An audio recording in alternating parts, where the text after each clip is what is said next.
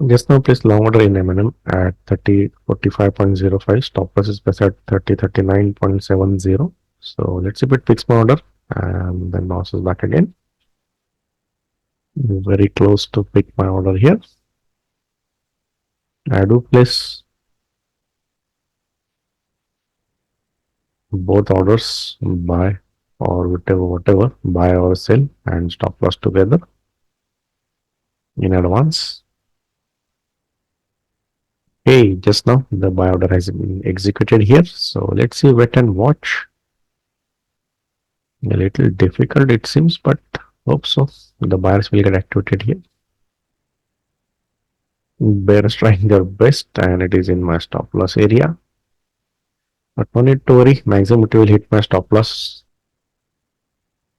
A very good candle by bulls, a bullish pin bar. And it is created a little bit like a double bottom here. And I hope the buyers are now getting activated here as per analysis. And they should break this trend line and close above. I think bears are getting activated and bulls are not able to defend this location. So I'm 100% ready for the stop loss. A lot of fight between bulls and bears going on here, and it is facing little resistance of this low as well as this high. Very important for bulls to break this barrier now, otherwise it will go down once again.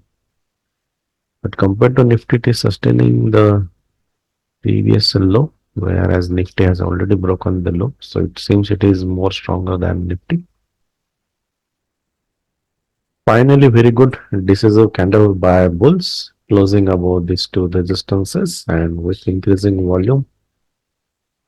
So I place my target order at 3066.80, which will be 1:4 ratio trade. Very good non-stop move by bulls and about to hit my target here.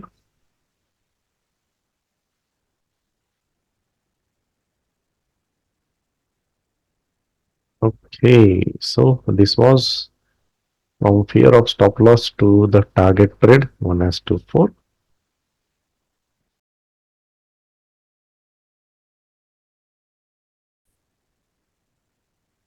Hello traders, तो discuss करते हैं आज का trade in M&M। बहुत ही simple trade था, तो थोड़ा story build कर लेते हैं हाइपोथेसिस बिल्डिंग के लिए। तो सबसे पहले देखना होता है कि कौन से डायरेक्शन में स्टॉक जा रहा है। तो दिख रहा है कि हायर हाई स्ट्रक्चर में है। यहाँ पे जरूर कोशिश की थी डबल टॉप बना के नीचे गिरने की, लेकिन ये लोग प्रोटेक्टेड है और यहाँ फिर से higher high higher low structure में स्टॉक है। तो 100% बुलिश स्टॉक है, तो बाय कर सकते हैं। ये हुआ एक पॉइंट। दूसरा, अगर हम सिंपल एनालिसिस करेंगे तो एक ट्रेंड लाइन है जहाँ पे फर्स्ट सेकंड और थर्ड रिस्पेक्ट कर रहा है और कल भी यहाँ पे एक सपोर्ट लिया है और यहाँ से एक बुलिश कैंडल बना है। तो हम ये कह सकते कि यहाँ पे बुल्स एक्टिवेट है। और इस चार्ट में ये भी दिख रहा है कि ऊपर से जो ट्रेंड लाइन आ रही है वो रेजिस्टेंस का काम कर रही है। तो ऊपर से भी रेजिस्टेंस हो सकता है अगर इस लेवल पे टच करता है तो, लेकिन यहाँ तक जाने के लिए अभी तक उसको थोड़ा टाइम है, थोड़ा प्राइस मूवमेंट हो सकता है, स्पेस है। तो बाय हाइपोथेसिस जरूर रख सकते हैं। वैसे देखा जाए तो पूरा साइडवेज है अभी, अगर एक दो हफ्ते की बात करेंगे। मतलब कचरा प्राइस एक्शन है, यहाँ पे ट्रेड करना थोड़ा सा मुश्किल है। लेकिन जब ऐसा होता है तो हम एक मेथड यूज करते हैं जिसका नाम है 3P, price participation and position. तो उसका यूज किया गया है। तो अगर हम डिलीवरी वॉल्यूम की बात करेंगे, अब थोड़ा स्टोरी बिल्ड करना पड़ेगा क्योंकि थोड़ा मुश्किल हाइपोथेसिस है। तो हम जो डायरेक्शन में रहने वाले हैं, लाइक हम बाय करने वाले हैं, तो कौन से एक पॉइंट्स है चार्ट्स पे जो हमें दिख रहे हैं कि वो बायर जहां पे एक्टिविटी है ऐसा हमें दिख रहा है, हम ढूंढने की कोशिश करेंगे। तो सबसे पहले है प्रीवियस मंथ का जो हाईएस्ट डिलीवरी वॉल्यूम है वो ढूंढेंगे। तो वो 4 नवंबर को 33,000 था और उसके बाद आया 25 नवंबर को। अब यहाँ पे अगर देखेंगे चार्ट में तो यहाँ पे वॉल्यूम ज्यादा है लेकिन डिलीवरी वॉल्यूम कम है 4 तारीख को। और 25th को डिलीवरी वॉल्यूम ज़्यादा है तो इसके हम रेफरेंस पकड़ेंगे। और अगर हम इस कैंडल का हाई लो मार्क करेंगे तो थोड़ा हमको एक अंदाजा आ जाएगा कि चार्ट कहना क्या चाहता है। तो यह इस कैंडल का लो। हम दिसंबर मंथ में देखेंगे तो यहाँ पे ब्रेकआउट हुआ, रिटेस्ट हुआ, first support, second support, third support. मतलब यहाँ पे जो बायर्स की एंट्री हुई है ऐसा हम बोल सकते हैं कि क्योंकि इस लेवल के ऊपर प्राइस है तो हो सकता है कि ये इस कैंडल में बायर आए होंगे। तो वो बायर यहाँ पे एक्टिवेट हो रहे हैं जब प्राइस ये यहाँ पे आ रहा है इस लेवल पे। तो और एक पॉइंट है कि यहाँ पे बायर शायद एक्टिवेट हो सकते हैं। और 3P की हम बात करेंगे तो एक इंटरेस्टिंग चीज यहाँ पे हुई है, एक ही कैंडल में बहुत सारे कैंडल की क्लोजिंग यहाँ पे चल रही है। अब एक ही कैंडल में, इस कैंडल में कल तक 6 कैंडल हो चुके हैं, आज का 7वां कैंडल अंदर ही क्लोज हुआ है। इसमें हम देखेंगे जब भी इस कैंडल के अंदर प्राइस इंक्रीज होता है या वॉल्यूम इंक्रीज होता है, सॉरी, इसमें वॉल्यूम इंक्रीज हुआ, यहाँ पे वॉल्यूम इंक्रीज हुआ है।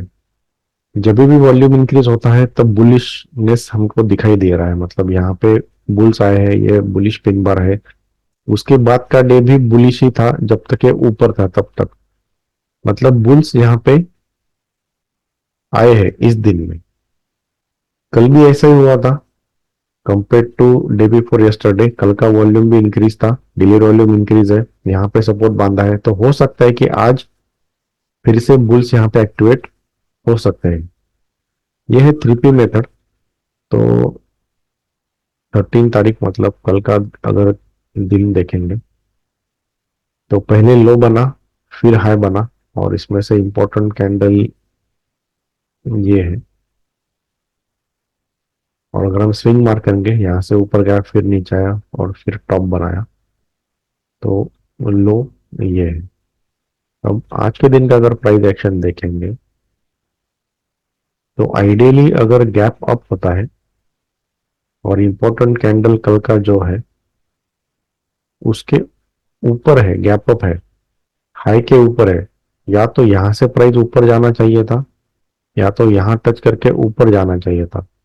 लेकिन ऐसा नहीं हुआ, फर्स्ट कैंडल ने ही ब्रेक डाउन दे दिया है विथ इंक्रीजिंग वॉल्यूम है, मतलब यहाँ पे शायद सेलर्स का एक्टिविटी हुआ है। और ये जो बाय किए हैं लोग, उनका शायद स्टॉप लॉस अब हिट होगा, जो कि यहाँ पे थोड़ा मूवमेंट दिया, ऊपर गया प्राइस, यहीं से नीचे आया है। लेकिन ओवरऑल डेली टाइम फ्रेम में देखेंगे तो हाइपोथेसिस बुलिश था, इसलिए मैंने यहाँ पे कोई रिस्क नहीं लिया सेल करने के लिए। लेकिन एग्रेसिव ट्रेडर्स हो सकते हैं यहाँ पे सेल करे इस टारगेट तक, हो सकता है, नो प्रॉब्लम। मैंने वेट किया प्राइस यहाँ तक आने का, तो जब प्राइस यहाँ पे आया तो टू रेट ट्रू ग्रीन बना, मतलब यहाँ पे सपोर्ट बिल्ड हुआ है। इसके बाद मैंने बाय ऑर्डर लगाया। अब एक बार ये कंफर्म हो जाए कि यहाँ पे बुल्स है तो मैं बाय ऑर्डर यहाँ पे भी लगा सकता हूँ। ये रेड कैंडल का ओपन है या ग्रीन कैंडल का क्लोज है, यहाँ पे लगा सकता हूँ। अब सबसे इंपॉर्टेंट है कि मुझे मेरा स्टॉप लॉस मिल गया है कि ये जो लो बना है दिन का, इससे नीचे नहीं जाएगा प्राइस, ऐसा मेरा अंदाजा था, क्योंकि ये लेवल है two green, two red two green है, और मेरा हाइपोथेसिस बाय साइड है। तो डे लो मेरा स्टॉप लॉस बन चुका था। अब एंट्री में यहाँ पे लगाऊं, ऊपर लगाऊं, यहाँ पे लगाऊं, कहीं भी लगाऊं, वैरी क्या होने वाला है, मेरा स्टॉप लॉस फिक्स है, तो मेरा वैरी हो रहा है risk, that is stop loss. तो मैंने स्टॉप लॉस कम करने के लिए इस लेवल के ऊपर 45.05 पे एंट्री बनाया। मेरा स्टॉप लॉस आ गया 0.17%, और टारगेट इस लेवल के ही नीचे रखा था 1:4, क्योंकि निफ्टी नीचे जा रहा था। तो ये था मेरा ट्रेड। आई होप आपको समझ में आया होगा। धन्यवाद।